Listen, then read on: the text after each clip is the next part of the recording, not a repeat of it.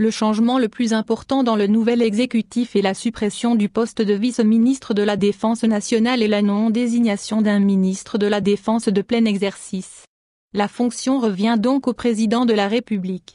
Les ministères régaliens n'ont pas changé de main, puisque Sabri Boukadoum a repris ses fonctions à la tête de la diplomatie, de même que le très controversé ministre de la Justice, Belkacem Zegmati, a été maintenu à son poste en dépit de sa grande impopularité due aux arrestations et aux procès expéditifs qui ont conduit de nombreux manifestants, militants et responsables politiques en prison sur injonction directe de l'ancien chef d'état-major.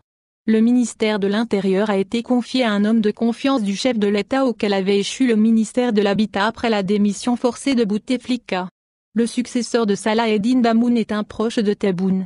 L'inamovible Ouda Imane Feraoun a fini par être éjectée de son poste qu'elle occupait depuis 2015.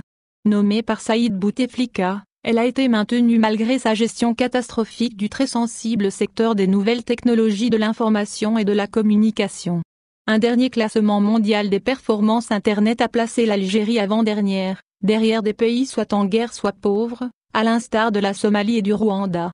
Ouda Imane Feraoun aura humilié l'Algérie jusqu'à son départ fort souhaité ce jeudi. Il n'est pas exclu qu'elle soit entendue par la justice dans les graves affaires de corruption révélées par des lanceurs d'alerte qui ont déposé de nombreuses plaintes contre elle et ses proches collaborateurs avec dossiers et preuves à l'appui. Pour le reste, les nouveaux ministres sont quasiment tous issus des ministères dont ils président aux destinées désormais.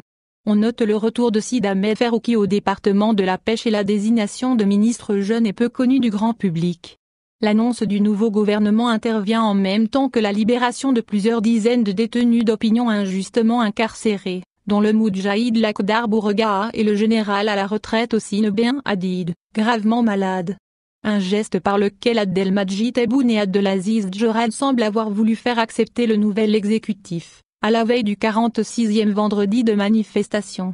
Le nouveau gouvernement, qui aura tout le mal du monde à se faire adopter par une opinion publique attachée à ses revendications de changement du système et à son rejet du pouvoir en place, pêche, par ailleurs, par son manque d'expérience à un moment où le pays a besoin de grosses pointures pour faire face aux nombreux défis politiques, économiques et sociaux qui s'annoncent extrêmement délicats.